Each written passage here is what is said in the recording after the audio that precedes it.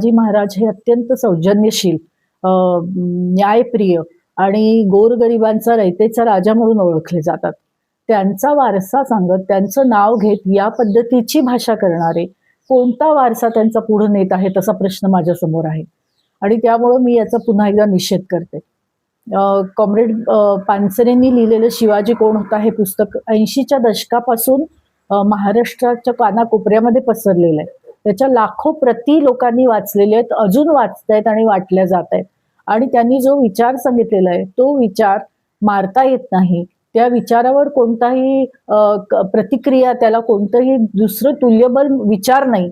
म्हणून अशा पद्धतीचा विचार केला जातो असं मला वाटतं. त्यांनी स्वतः हे पुस्तक वाचलंय असं मला वाटत नाही.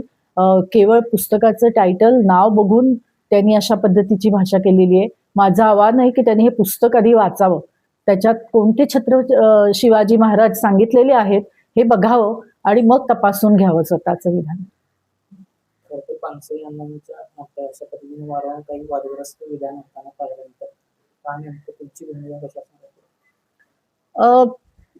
एकतर या पुस्तकाबद्दलचा, त्याच्या टायटल बद्दलचा आणि कॉम्रेड पानसरे बद्दलचा, पानसरे यांच्याबद्दलचा वाद काही नवा नाहीये.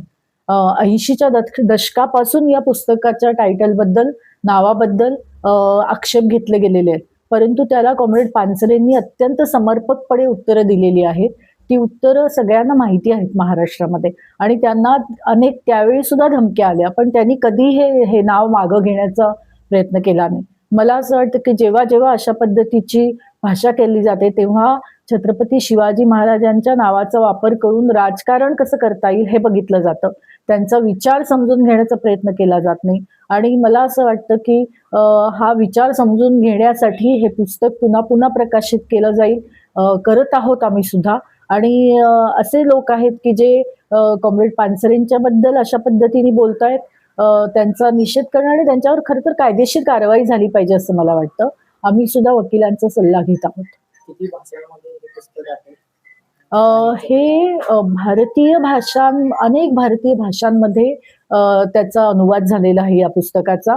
कन्नड, बंगाली, तेलुगू, त्याच्यानंतर गुजराती, या हिंदी, इंग्रजी या सगळ्या भाषांमध्ये लाखो लोकांनी ही पुस्तकं वाचलेली आहेत. आणि मला असं वाटतं की त्याचं छोटं सोप्या भाषेमध्ये छत्रपती शिवाजी महाराजांचा काळ आणि त्यांचा विचार आणि त्यांची कृती त्याचं एक नवं आकलन देण्यामध्ये या पुस्तकाचं मोठं योगदान आहे.